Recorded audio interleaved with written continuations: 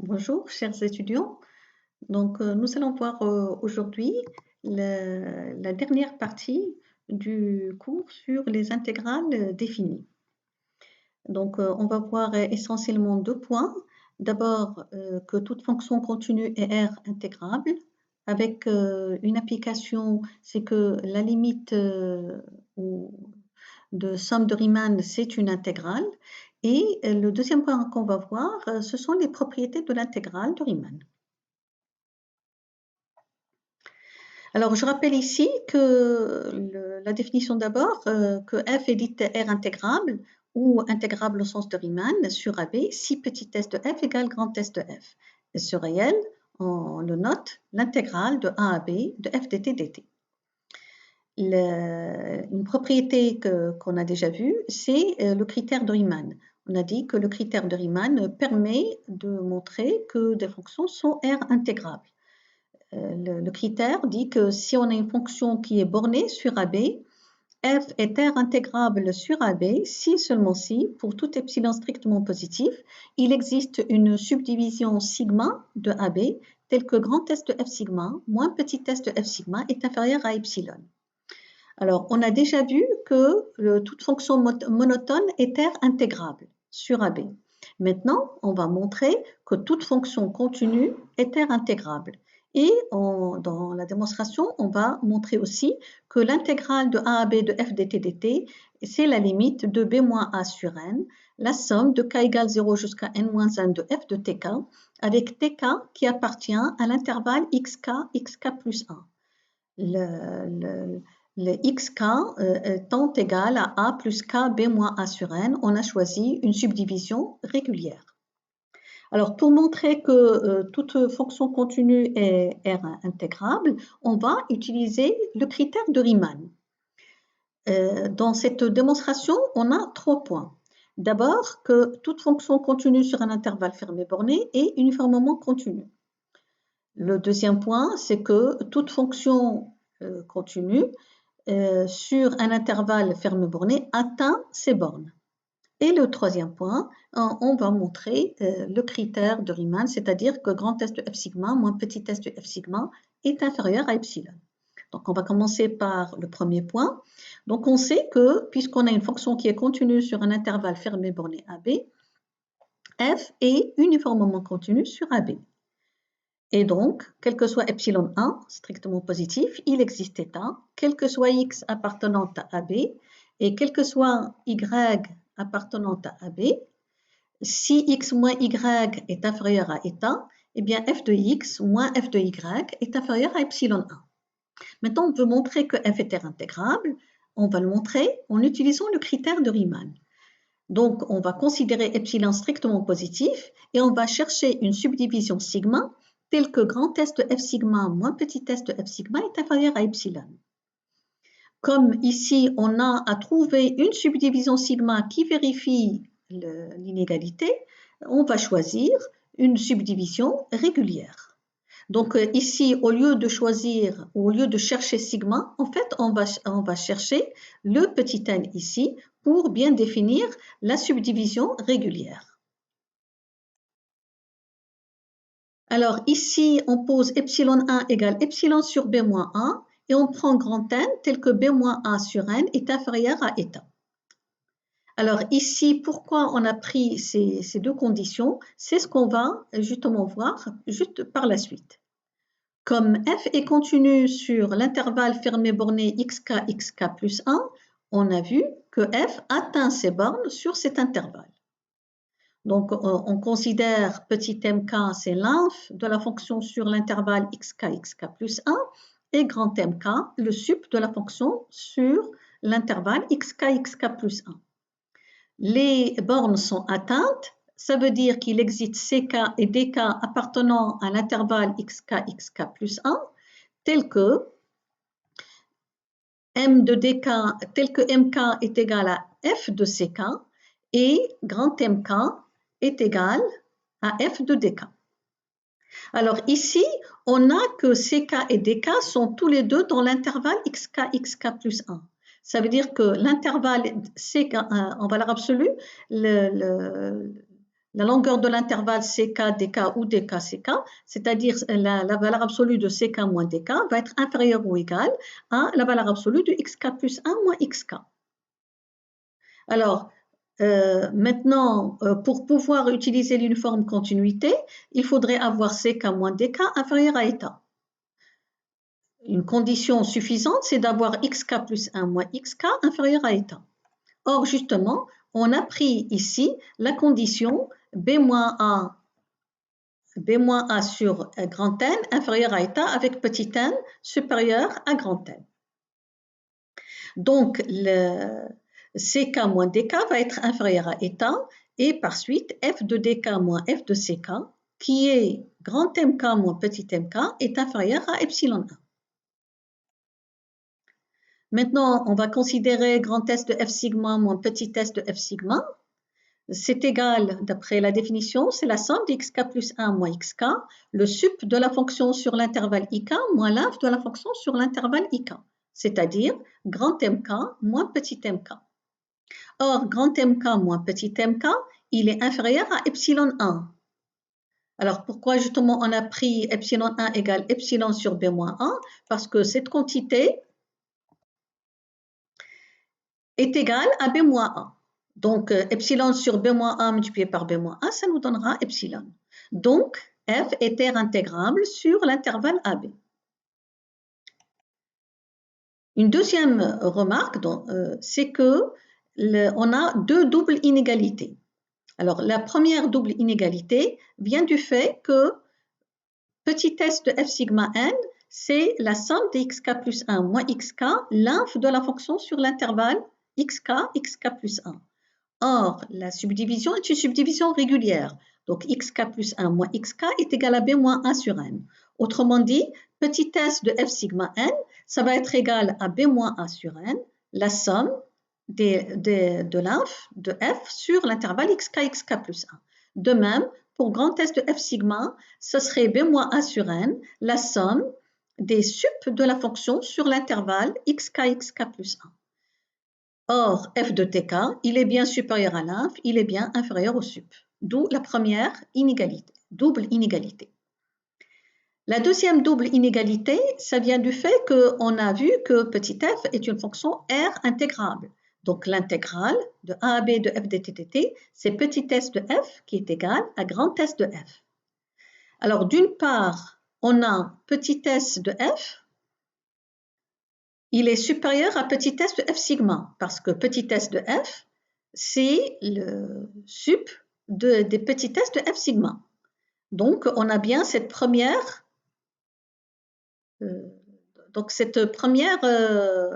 inégalité. Alors, la deuxième inégalité, on l'a parce que l'intégrale, c'est grand S de f. Et grand S de f, c'est l'inf des grand S de f sigma. Donc, l'inf va être, bien sûr, inférieur à grand S de f sigma n. Maintenant, on a deux éléments qui appartiennent à l'intervalle petit s de f sigma n, grand S de f sigma n. Donc, la différence en valeur absolue va être inférieure à cette différence. Or, on a vu que pour n supérieur à grand S de f sigma n moins petit s de f sigma n est inférieur à epsilon. D'où, ça c'est la définition de la limite de b-1 sur n, la somme de k égale 0 jusqu'à n-1 de f dt est égale à l'intégrale de a à b de f dt dt. Et là, on appelle la somme de Riemann, R de f sigma, c'est la somme de xk plus 1 moins xk, f de tk. Et pour une subdivision régulière, on l'appelle Rn de f. Alors, et généralement, on prend xk, tk égale xk, qui est égal à a plus k b moins 1 sur n. Et on peut prendre aussi tk égale xk plus 1. Et donc ici, on a la somme de k égale 0 jusqu'à n-1 de f de xk plus 1. En faisant un changement de variable k' égale k plus 1, ça devient la somme de k' égale 1 jusqu'à n de f de xk', qui est la somme de k égale 1 jusqu'à n de f de xk. Alors ici, on a un corollaire. c'est que lorsqu'on a une fonction qui est continue sur 0, 1, alors, donc, dans ce corollaire, on prend a égale 0 et b égale 1. Donc b moins a sur n, c'est 1. Donc, ça devient la limite lorsque n tend vers plus infini de 1 sur n, la somme. Et là, on avait f de a plus k b moins a sur n, comme a égale 0 et b moins égale 1. Finalement, ça devient f de k sur n. C'est l'intégrale de 0 à 1 de f dt dt. On a aussi que la limite de lorsque n tend vers plus infini de 1 sur n, la somme de k égale 1 jusqu'à n de f de k sur n, c'est aussi l'intégrale de 0 à 1 de f dt dt. On va voir un exemple ici. On demande de calculer la limite lorsque n tend vers plus infini de la somme de k égale 1 jusqu'à 2n moins 1 de 1 sur n plus k. Alors ici, on remarque que la somme qu'on a, c'est de n jusqu'à 2n moins 1. Donc, on va faire un changement de variable, k' égale k moins n. Et donc, lorsque k est égal à n, k' est égal à 0. Et lorsque k égale 2n moins 1, k' est égal à n moins 1. Donc, cette limite va être égale à la limite, la somme de k' égale 0 jusqu'à n moins 1 de 1 sur, et k est égal à k' plus n. Donc, ici, ça devient 2n plus k'. Donc, maintenant, on a bien la somme souhaitée. Il reste à faire apparaître le 1 sur n. Donc, on factorise par 1 sur n. Et là aussi, on factorise au dénominateur par 1 sur n. Et donc, ça serait 1 sur 2 plus k' sur n. Maintenant, on a exactement la forme limite de 1 sur n, c'est la somme de k égale 1 jusqu'à n de f de k sur n. Et donc, la limite est égale à l'intégrale de 0 à 1 de 1 sur 2 plus t dt, qui est ln 2 plus t, compris entre 0 et 1, c'est-à-dire ln 3 moins ln 2 ou ln 3 sur 2.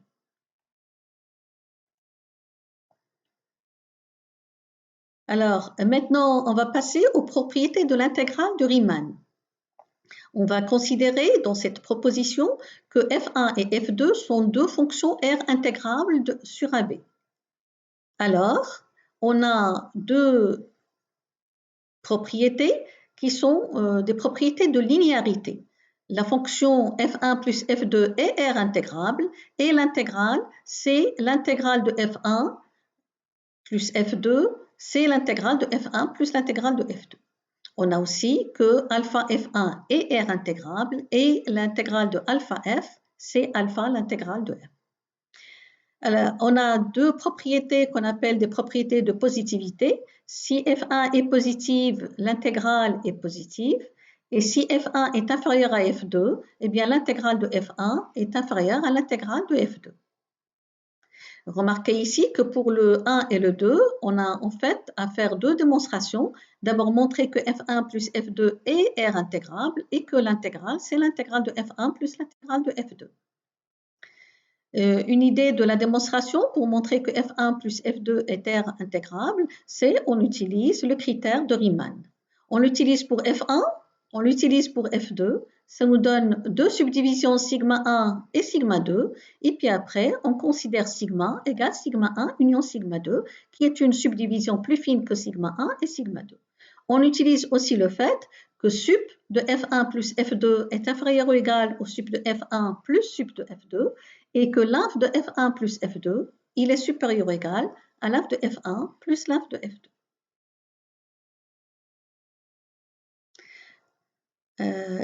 Pour la positivité, par exemple ici, comme f1 est positive, quel que soit sigma, le petit test de f sigma, il est positif.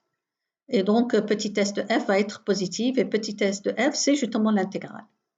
La dernière propriété, on remarque qu'ici, on a f2 moins f1 est positif et on utilise le 3 et le 1 et le 2. Une autre propriété qu'on appelle la relation de Schall, on considère f une fonction R intégrable, alors la restriction de f à AC et à CB sont R intégrables respectivement sur AC et CB, et on a que l'intégrale de AB sur AB de f de x dx, c'est l'intégrale sur AC de f de x dx plus l'intégrale de cb de f de x dx, qu'on appelle relation de Chern. Réciproquement, si on a une fonction qui est R intégrable sur AC et sur CB, eh bien la fonction elle est R intégrable sur AB. Et l'intégrale, là aussi, sur AB de f de x dx, c'est l'intégrale de AAC de f de x dx plus l'intégrale de CAB de f de x dx. Alors, on a une convention.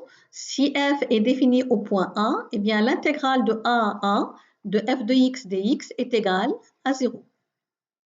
Et si A est supérieur à B, et si f est intégrable sur BA, l'intégrale de A à B de f de x dx, c'est moins l'intégrale de B à A de f de x dx. Alors ici, on a une propriété concernant la valeur absolue. C'est une propriété très utilisée, donc importante. Lorsqu'on a une fonction qui est R intégrable, la fonction valeur absolue est R intégrable sur l'intervalle AB et on a que la valeur absolue de l'intégrale est inférieure ou égale à l'intégrale de la valeur absolue. Ici, on utilise les fonctions f plus et f moins. Mais si la valeur absolue est R intégrable, donc là il faut faire attention, si la valeur absolue de f est R intégrable, on n'a pas nécessairement que f est R intégrable. On considère la fonction f de x égale 1 si x appartient à 0,1 inter q et est égal à moins 1 si x appartient à 0,1 inter r moins q. C'est une fonction qui n'est pas R intégrable. On a vu un cas similaire, c'était ce qu'on appelle l'indicatrice de Q. f de x égale 1 si x appartient à 0,1 inter Q, sur donc l'intervalle 0,1, et c'est égal à 0 si x appartient à 0,1 inter R moins Q. Et on avait montré que petit s de f était différent de grand S de f. Donc ici, c'est pareil, f n'est pas R intégrable, mais bien sûr, la valeur absolue de f, c'est égal à 1, c'est une fonction qui est continue, et donc R intégrable sur 0,1. Maintenant, pour le produit, vous pouvez remarquer que le produit, on a mis une proposition à part parce qu'on a que si f et g sont R intégrables, le produit est R intégrable, mais on n'a pas que l'intégrale de f fois g est égale à l'intégrale de f fois l'intégrale de g. Donc là, il faut faire bien attention qu'on ne peut pas utiliser cette égalité. Par contre, on a des formules qu'on appelle la première formule de la moyenne et la deuxième formule de la moyenne, où il s'agit de décrire l'intégrale de f fois g en utilisant soit l'intégrale de g, soit l'intégrale de f. Donc ici, on considère une fonction qui est continue sur AB et j'ai une fonction R intégrable sur AB et qui garde un signe constant. Alors, il existe C, tel que l'intégrale de f fois g, c'est f de c, l'intégrale de a à b, de g de x dx.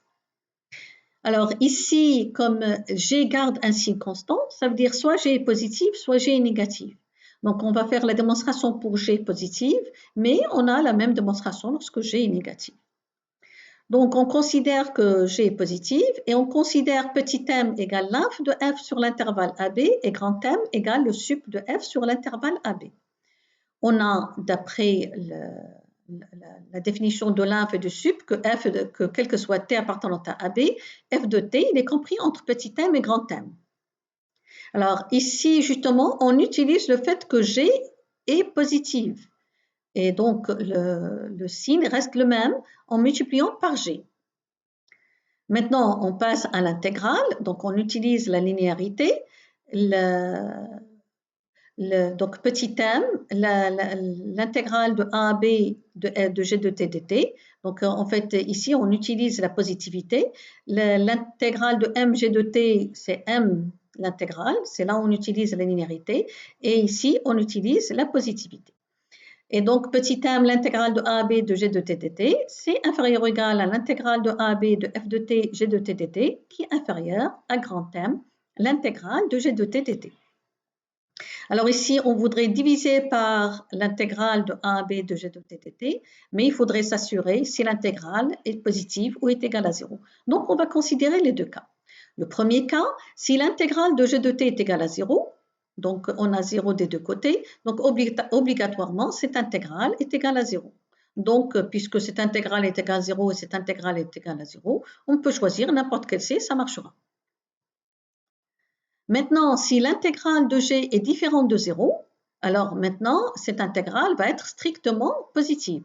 Puisque g est positive, l'intégrale est positive, puisqu'elle est différente de 0, elle va être strictement positive. Donc, on peut diviser par l'intégrale de a à b de g de t dt. Donc, l'intégrale de f de t, g de t dt sur l'intégrale de g de t dt, eh ben, c'est compris entre petit m et grand m. Et ici, on va utiliser le fait que f atteint ses bornes. Donc, petit m, c'est un f de C1 et grand M, c'est un f de D1. Et donc, on a une quantité qui est comprise entre f de C1 et f de D1. On peut utiliser le théorème de valeur intermédiaire puisqu'on a une fonction qui est continue. Et donc, il existe C appartenant à AB tel que cette quantité est égale à f de C, d'où l'égalité souhaitée. On va voir un exemple, soit f une fonction continue sur 0,1. Calculons la limite lorsque x tend vers 0 plus de 1 sur x au carré, l'intégrale de 0 à x de t f de t dt. Comme f est continu sur l'intervalle 0,1 et t est intégrable et garde un signe constant sur l'intervalle 0x. Donc, il existe un cx, d'après la première formule de la moyenne, qui appartient à 0x, tel que l'intégrale de tf de t dt sur l'intervalle 0x, c'est égal à f de cx. Alors ici, on met c indice x pour dire que le c dépend de x. Pour chaque x, il existe une constante c. Donc, c'est f de cx, l'intégrale de 0 à x de t dt. Or, cette intégrale, c'est égal à x carré sur 2. Maintenant, si on veut calculer la limite, donc c'est égal à la limite de 1 sur x carré, et l'intégrale, c'est f de cx, x carré sur 2. En simplifiant par x au carré, il reste f de cx sur 2. Or, le cx, il appartient à 0x, et x tend vers 0. Donc, cx aussi tend vers 0. Et la fonction est continue au point 0. Donc, la limite de f de cx, lorsque x tend vers 0, c'est égal à f de 0. Alors ici, on va voir une deuxième formule de la moyenne. On va considérer une fonction qui est de classe C1 sur l'intervalle AB, positive et décroissante sur AB. Et on va considérer G, une fonction continue sur AB. Alors, il existe un point C tel que l'intégrale de A à B de f dt, G de t, dt, c'est égal à f de A, l'intégrale de A à C de G de t, dt. Là aussi, on va voir un exemple. On va considérer une suite UN définie par son terme général qui est UN égale l'intégrale de 1 à n de sinus x sur x dx. Et on va montrer que UN est une suite de Cauchy.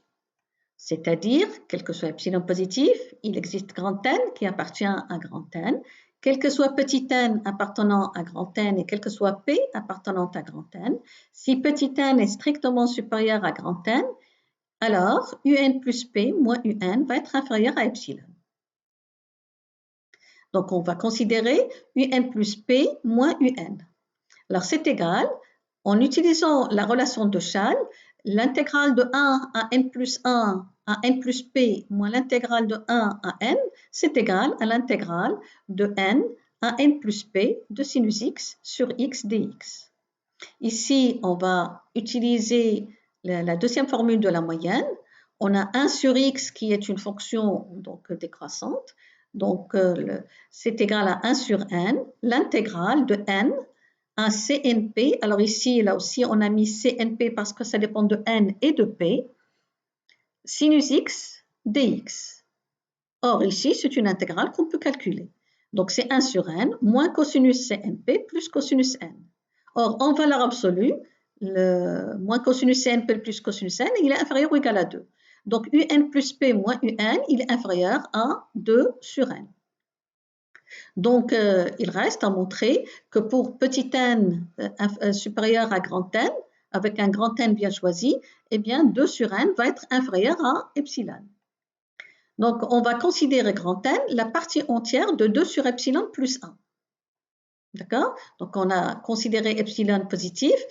il faut montrer qu'il existe grand N, le voici, c'est la partie entière de 2 sur epsilon plus 1. Maintenant, on va vérifier que si N est supérieur à grand N, on a bien qu'en valeur absolue, UN plus P moins UN, c'est inférieur à epsilon.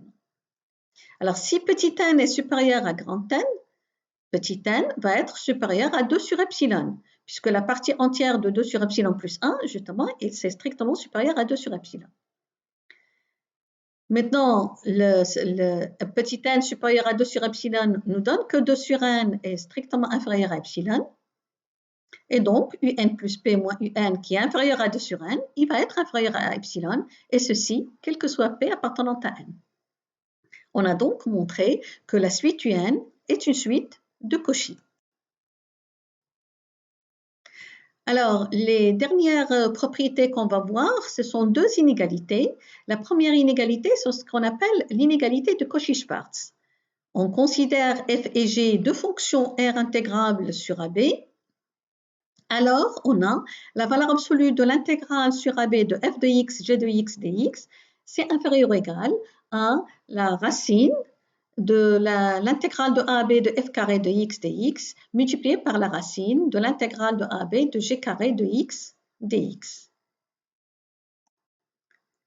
Alors, pour le montrer, on va considérer lambda un réel quelconque et la fonction lambda f plus g au carré. C'est une fonction qui est positive, donc son intégrale va être positive quel que soit lambda.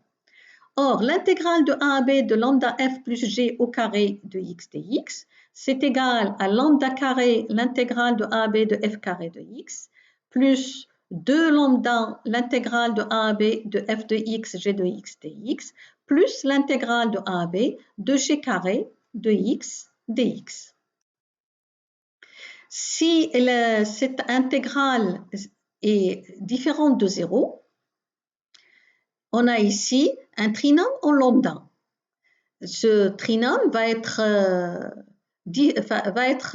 toujours positif si le discriminant delta il est inférieur ou égal à 0. Et le discriminant, c'est 4 l'intégrale moins 4 fois le produit des deux intégrales qui doit être négatif en simplifiant par 4. Donc, on aura que l'intégrale de a à b de f de x, g de x dx au carré, c'est-à-dire le b au carré, moins ac, d'accord, moins l'intégrale de a à b de f carré de x fois l'intégrale de g carré, eh bien, c'est inférieur ou égal à 0. Maintenant, si l'intégrale de f carré est égale à 0, nécessairement l'intégrale de f de x, g de x dx est égale à 0. On va le voir ici. Si, cette intégrale est égale à 0, maintenant cette intégrale qui est toujours positive quel que soit lambda va être égale à lambda fois l'intégrale plus l'intégrale de g carré. Or, si cette quantité elle est différente de 0, eh bien lambda fois cette intégrale plus l'intégrale ne va pas toujours être positive. Ça va être positif si lambda est supérieur ou égal à moins l'intégrale de g sur l'intégrale de AB de f de x, g de x. D'accord? Et donc, pour que cette quantité soit toujours positive, eh bien, il faudrait que le lambda, que cette intégrale soit égale à 0, obligatoirement. Et si les deux sont égales à 0, c'est-à-dire on a bien l'inégalité de Cauchy-Schwarz dans ce cas-là, puisqu'on a 0 inférieur à 0. Alors, je rappelle ici l'inégalité de Cauchy-Schwarz, c'est que la valeur absolue de l'intégrale de f de x, g de x dx, c'est inférieur ou égal à l'intégrale de f carré en racine multipliée par l'intégrale de g carré en racine.